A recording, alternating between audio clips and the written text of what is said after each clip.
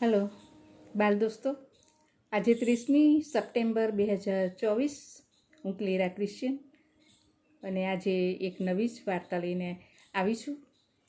મારી જ લખેલી, મારા જ દોરેલા ચિત્રો સાથે, અને નામ છે પંખી પ્રિય ગામ.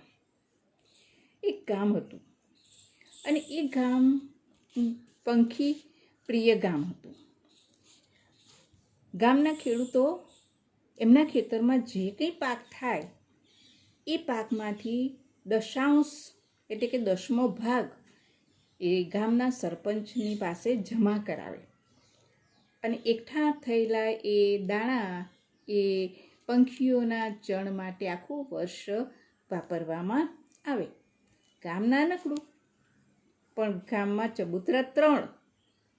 અને નવાઈની વાત તો એ હતી કે માણસો કરતાં પંખીઓની સંખ્યા ત્યાં વધારે હતી અને જાત જાતના પંખીઓ ત્યાં આવે અને ઘેરે ઘેર પંખીઓ જોવા મળે અને બાળકો પણ પંખીઓના ગીતો ગાય. મારા આંગણે મજાના પંખી આવે, એ તો આવીને બેસે ને દાણા ચણે, ચકલી પોપટ મેના આવે, બુલબુલ કાગડો કાબર આવે, પેલા મોરેલા નાચતા નાચતા આવે, એ તો આવીને બેસે ને ટવકા કરે, મારા આંગણે પંખીઓ દોડી આવે. અને એક દિવસ મોર જાતિનો આગેવાન ગામના સરપંચને મળવા આવ્યો. તેની સાથે તેમની કમિટીનો બીજો એક મોર પણ હતો. એમણે રજૂઆત કરી કે ગામમાં 3 ચબૂતરા છે, પણ અમારે શા કામના? અમારે પણ ચબૂતરો જોઈએ. અને ગામના લોકો ભેગા થયા, આ રજૂઆત અંગે ચર્ચા કરવા લાગ્યા કે ભાઈ દુનિયામાં ક્યાંય મોરનો ચબૂતરો જોયો છે કોઈને? અને કેટલો અઘરો, લાંબુ જાડું વજનદાર પહોળું શરીર, અને એવા મોર માટે ચબૂતરો કેવી રીતે બનાવી શકાય? એટલે સરપંચે મોરના આગેવાનને વાત કરી. મોરનો આગેવાન તો ફરીથી ઘણા બધા મોર લઈને આવ્યો અને સરપંચને ધમકી આપી કે જો અમારા માટે તમે ચબૂતરો નહીં બનાવો તો અમે આંદોલન કરીશું. તમારી પંખી પ્રિય ગામની જે આબરૂ છે એ ધૂળ ધાણી થઈ જશે. અને ફરી ગામના લોકો ભેગા થયા, વિચારવા લાગ્યા કે કરવું શું. અને છતાં પછી એમણે નમતું જોખ્યું ને વિચાર્યું કે ચાલો આપણે એક ચબૂતરો બનાવીએ. એક મોટો, મજબૂત અને 2-4 મોર એકસાથે બેસી શકે એવો મોટો મજબૂત ચબૂતરો તૈયાર કર્યો. તેનું ઉદ્ઘાટન પણ કરવામાં આવ્યું.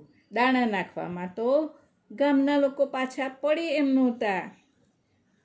અને થોડા દિવસ સારું ચાલ્યું, પણ પાછી નવી મુશ્કેલીઓ ઊભી થઈ. ચબૂતરામાં પ્રવેશવું એ મોર માટે સહેલું નહોતું. ઉડીને મોર ચબૂતરામાં પ્રવેશ કરવા જાય ત્યાં તો ઘણા મોરના માથું એ છત સાથે ટકરાય, ઘણાના પીછા પિલ્લરમાં ભરાઈ જાય, ઘણા ઘાયલ થઈને નીચે પડી જાય.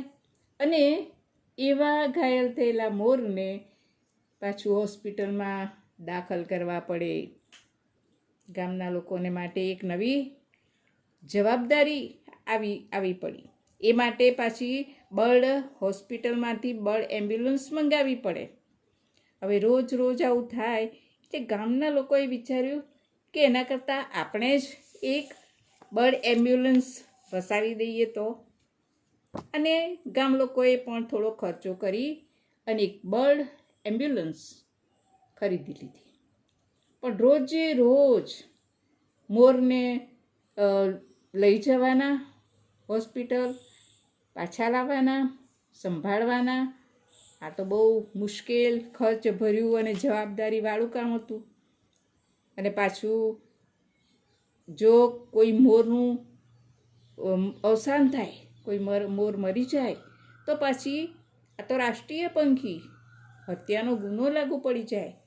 અને એ રીતે ગામ લોકોને તો બીક લાગવા માંડી. છેવટે ગામના લોકોએ પાછા મોરને ભેગા કર્યા અને કહ્યું કે ભાઈ આ બધી મુશ્કેલીઓ છે, જો તમે કહેતા હોય તો આ ચબૂતરો ચાલુ રાખીએ, નહીં તો પછી બંધ કરીએ. અને પછી સમજીને મોરના આગેવાને કહ્યું કે સારું, ચબૂતરો બંધ કરી દો. અને ગામના લોકોએ એ ચબૂતરાને કાચની બારીઓ બેસાડી, એક સીડી મૂકી અને એની અંદર પંખીઓના માળા, એમના ઈંડાના નમૂના અને એમના જુદા જુદા પીંછા, એમના ફોટા, એમના અવશેષો, આ બધું ત્યાં પ્રદર્શન રૂપે ગોઠવ્યું. એમાં કેટલાક પંખીઓ વિશે માહિતી આપતા પુસ્તકો પણ મૂક્યા, જેથી જે બાળકને વાંચવા લઈ જવું હોય તે લઈ જઈ શકે અને પછી પાછું મૂકી શકે. તો આ રીતે એનું નામ આપ્યું પંખી મ્યુઝિયમ. અને આ રીતે પંખી પ્રિય ગામની આબરૂ વધી ગઈ. Thank you.